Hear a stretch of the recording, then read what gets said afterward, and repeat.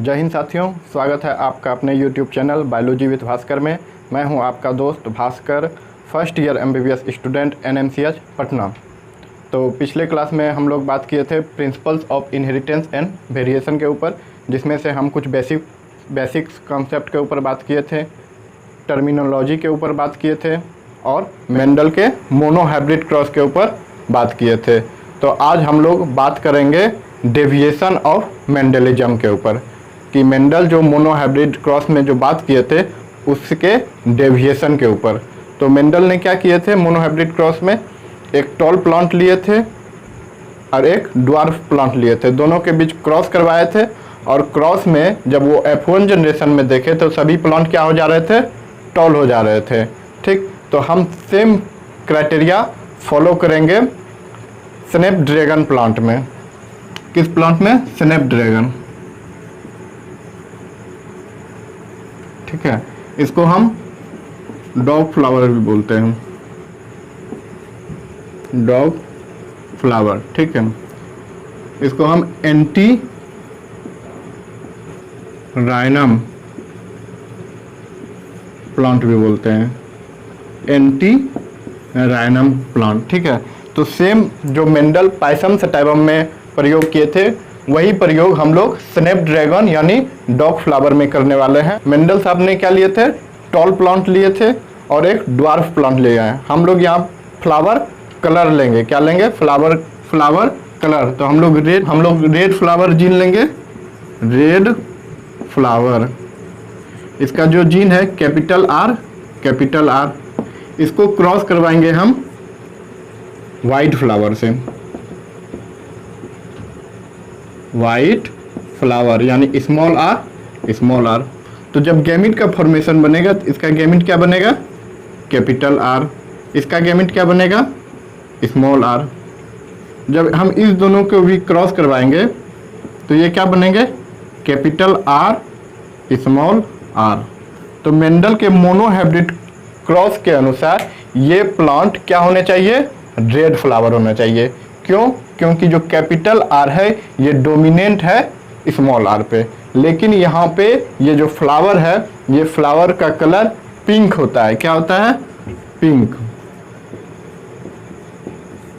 होता है। सभी प्लांट क्या होते हैं, पिंक होते हैं। कहने का मतलब ये हुआ कि जब हम रेड फ्लावर और वाइट फ्लावर के बीच में क्रॉस किए तो क्या बना, पिंक। न ही रेड बना और न ही वाइट बना, अर्थात न ही रेड डोमिनेंट है न ही वाइट डोमिनेंट है। इस दोनों के बीच का कोई फैक्टर है जो क्या है, यहाँ पे अपना इन्फ्लुएंस शो कर रहा है, प्रभाव दिखा रहा है। तो इसको हम लोग क्या बोलेंगे, इनकम्प्लीट डोमिनेंस। इसको क्या बोलेंगे हम, इनकम्प्लीट डोमिनेंस। और यह जो है मेंडल के मोनोहाइब्रिड क्रॉस के क्या है, एक्सेप्शन है। क्या है, एक्सेप्शन है। तो अब हम बात करते हैं, ये जो आपका F1 जनरेशन प्लांट बना इसमें सेल्फिंग करवाते हैं। F1 जनरेशन में सेल्फिंग करवाते हैं, सेल्फिंग इन F1 जनरेशन। तो आपके एक तरफ क्या थे, कैपिटल R, स्मॉल r, यानी क्या थे, ये पिंक थे, और इसको क्रॉस करवाए पिंक से ही। ये आपका मेल और ये आपका फीमेल। तो जब इसका गैमिट बनेगा तो इसका गैमिट क्या बनते थे, कैपिटल R, स्मॉल r। इसका गैमिट क्या बनते थे, कैपिटल R, स्मॉल r। हम पिछले लेक्चर में, पिछले क्लास में बात कर चुके थे कि इसका गैमिट कैसे फॉर्मेशन होता है और कैसे बनता है। जब capital R, small r, capital R, small r, जब हम इसको यूनिट स्क्वायर बॉक्स में अरेंज करेंगे तो रिजल्ट देखते हैं क्या होता है। तो एक तरफ हम लोग क्या लेंगे, मेल, एक तरफ female, capital R, small r, capital R, small r। तो ये R क्या बने, capital R, capital R, capital R, small r, capital R, small r और स्मॉल r, स्मॉल r। तो ये क्या बने, आपका रेड बने। ये क्या बने, पिंक। ये क्या बने, पिंक और या क्या बने, वाइट। ठीक है, तो यहाँ पे जो आपका फिनोटाइपिक रेशियो था वो क्या आया, एक आपका रेड बने, दो आपका पिंक बने और एक आपका क्या बने, वाइट बने। लेकिन जब मोनोहाइब्रिड क्रॉस में बात करते थे तो उसका रेशियो क्या आता था, 3:1, 3 टॉल बनते थे और एक वाइट बनते थे।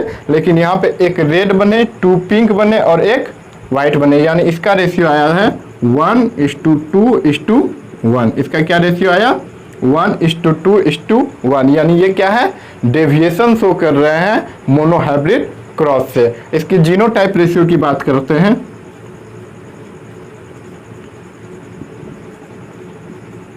तो एक क्या बने, कैपिटल आर, दो क्या बने, कैपिटल आर स्मॉल आर और एक क्या बने, स्मॉल आर। ये जीनोटाइपिक रेशियो बिल्कुल सेम है यहाँ पे मोनोहाइब्रिड क्रॉस से, लेकिन इसका जो फिनोटाइपिक रेशियो है ये क्या आ जा रहा है, मोनोहाइब्रिड क्रॉस से डिफरेंट आ जा रहे हैं। इसका मतलब ये हुआ कि ये क्या शो कर रहे हैं, इनकम्प्लीट डोमिनेंस शो कर रहे हैं, या न तो रेड बन रहे हैं और न ही वाइट बन रहे हैं, यह इस दोनों के बीच का कुछ बन रहे हैं और वो कौन सा कलर आ रहा है, पिंक। इसका मतलब यह कह सकते हैं कि स्नैपड्रैगन और डॉग फ्लावर क्या है, एक्सेप्शन है मेंडल के मोनोहाइब्रिड क्रॉस के ऊपर। ठीक है, तो इसको याद रखिएगा, ये क्या हुआ, इनकम्प्लीट डोमिनेंस शो करते हैं। इसके बाद हम बात करते हैं कोडोमिनेंस के ऊपर। किसके ऊपर, कोडोमिनेंस के ऊपर बात करने वाले हैं, कोडोमिनेंस के ऊपर। कोडोमिनेंस का सबसे अच्छा एग्जांपल जो होता है वो आपका ABO ब्लड ग्रुप होता है, ABO ब्लड ग्रुप। और यह जो ब्लड ग्रुप है ABO ब्लड ग्रुप, ये जो जिस जीन से कंट्रोल होता है उसको हम क्या बोलते हैं, आई जीन बोलते हैं। उसको क्या बोलते हैं, आई जीन। जिस जीन के द्वारा ये कंट्रोल होता है उसको क्या बोलते हैं, आई जीन बोलते हैं। और यह जो आई जीन है ये इसके 3 एलील होते हैं। कितने एलील होते हैं, IA, IB और I। ठीक है, इसके कितने एलील होते हैं, 3 एलील होते हैं। कहने का मतलब आपका जो RBC है ये RBC के प्लाज्मा मेम्ब्रेन पे एक ग्लाइकोप्रोटीन होते हैं। क्या होते हैं, ग्लाइकोप्रोटीन। अगर यह ग्लाइकोप्रोटीन गैलेक्टोसामिन होंगे तो ये ब्लड ग्रुप A शो करेंगे। ब्लड ग्रुप क्या शो करेंगे, A, यानी ये जो है IA जीन के द्वारा कंट्रोल होगा। ठीक है, अगर यही ग्लाइकोप्रोटीन आपका गैलेक्टोज होंगे तो ये कौन सा ब्लड ग्रुप होंगे, B ब्लड ग्रुप। क्या होंगे, ब्लड ग्रुप B, यानी ये कौन से जीन से कंट्रोल होंगे, IB जीन से कंट्रोल होंगे। अगर यहाँ पे कोई भी एंटीजन नहीं होगा, नो एंटीजन, ठीक है, तो ये क्या शो करेंगे, I, यानी इसका जो ब्लड ग्रुप होगा वो ब्लड ग्रुप क्या होगा आपका, O होगा। क्या होगा, ब्लड ग्रुप O। और ये I जीन शो करेंगे। यानी I जीन का जब हम पॉपुलेशन में बात करते हैं तो I जीन 3 एलील के द्वारा कंट्रोल होते हैं, IA, IB, I। लेकिन ये हम पॉपुलेशन की बात करते हैं तब ये अप्लाई होता है, क्योंकि हम जानते हैं कि हमारा जो सेल है वो 2N यानी डायप्लॉइड है, डायप्लॉइड है। अर्थात कहने का मतलब कि एक सेल के जीन में 2 ही एलील हो सकते हैं। लेकिन जब हम पॉपुलेशन की बात करते हैं तो वहाँ पे क्या होता है, IA, IB और I शो करते हैं। और ये अच्छा एग्जाम्पल है मल्टीपल एलील का, मल्टीपल एलील। ठीक है, यानी एक से ज़्यादा एलील किसी एक कैरेक्टर को शो कर रहे हैं। IA, IB और I ये 3 एलील मिलकर ABO ब्लड ग्रुप को शो कर रहे हैं। तो यहाँ तक बात समझ में आ गई। कहने का मतलब कि प्रकृति में जो है वो ABO ब्लड ग्रुप को कंट्रोल करने के लिए जो एलील है वो कितने एलील है, 3 एलील, IA, IB और I। ठीक, किसी ह्यूमन पॉपुलेशन की बात करें तो यहाँ पे एलील जो है पेरेंट फर्स्ट से मान के चलिए IA आ रहा है और पेरेंट सेकेंड से भी IA आ रहा है, तो आपका जीनोटाइप ऑफ स्प्लिंग क्या होगा? IA। और ये कौन सा ब्लड ग्रुप शो करेगा? Blood group A. इसी प्रकार IA है और यहाँ पे क्या है? IB, तो आपका क्या होंगे? IA IB, और यहाँ पे ब्लड ग्रुप क्या शो करेंगे? AB। ठीक इसी प्रकार IA है और यहाँ पे क्या है? I, तो यहाँ पे क्या होगा? IA I, और ये कौन सा ब्लड ग्रुप शो करेंगे? A।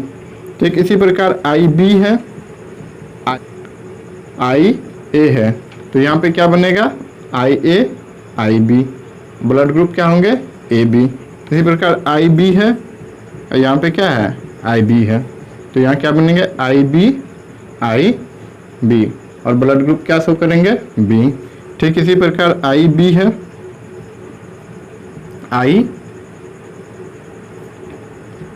I है, तो क्या बनेंगे? IB I, और कौन सा ब्लड ग्रुप शो करेंगे? B। ठीक इसी प्रकार I है और यहाँ पे क्या है? I है, तो क्या होंगे? I होंगे, और यहाँ पे क्या ब्लड ग्रुप शो करेंगे? O। क्या ब्लड ग्रुप शो करेंगे? O। तो हमारे पास जो 3 एलील है, उस 3 एलील के द्वारा 6 डिफरेंट जीनोटाइप शो कर सकते हैं। कौन कौन से? IA IB IA IB, तो हो गया IB I और I। तो हमारे जो 3 डिफरेंट एलील थे, तो वो 6 डिफरेंट जीनोटाइप शो कर सकते थे, और इसका जो 4 डिफरेंट फिनोटाइप होंगे। कौन कौन से? A B AB और O। ठीक है, A B AB O। तो यहाँ पर जब हम बात करते हैं AB ब्लड ग्रुप में, तो यहाँ पे IA भी एलील है और IB भी एलील है, तो ये दोनों एलील अपना प्रभाव दिखा रहे हैं, IA भी और IB भी। तो ये कोडोमिनेंस है, मतलब दोनों साथ साथ अपना प्रभाव दिखा रहे हैं। तो ये किसका एग्जाम्पल है? कोडोमिनेंस का। तो यहाँ पे आपका क्या हो रहा है? यहाँ पे आपका क्या हो रहा है? कोडोमिनेंस। ठीक है, और यहाँ पे क्या आ जाएगा? आपका सिंपल डोमिनेंस। तो ये किसका एग्जाम्पल है? सिंपल डोमिनेंस का, जिसकी बात मेंडल साहब किए थे। तो ये बात हो गई कोडोमिनेंस, जहाँ दोनों, कोडोमिनेंस का अर्थ क्या हो गया? जहाँ दोनों एलील अपना प्रभाव दिखाएंगे वो कोडोमिनेंस। सिंपल डोमिनेंस मतलब एक अपना प्रभाव दिखाएंगे और दूसरे को क्या करेंगे? इन्फ्लुएंस कर देंगे, वो हो गया सिंपल डोमिनेंस। और इसके बाद हम बात किए थे कंप्लीट डोमिनेंस की, जहाँ दोनों एलील अपना कंप्लीटली प्रभाव नहीं दिखा पाएंगे, बल्कि एक थर्ड कैरेक्टर वहाँ पे आ जाएगा, तो वो क्या हो गया? इनकम्प्लीट डोमिनेंस हो गया। तो यहाँ पे जब हम ABO ब्लड ग्रुप की बात करते हैं, तो ये बहुत अच्छा एग्जाम्पल होता है आपका मल्टीपल एलील की, यानी कि 2 से ज़्यादा एलील एक कैरेक्टर को शो कर रहे हैं, और इसमें जो है आपका 6 डिफरेंट जीनोटाइप बन रहे हैं और 4 डिफरेंट फिनोटाइप बन रहे हैं। तो इसको याद रखिएगा। ठीक है, तो बात समझ में आ गई कोडोमिनेंस की,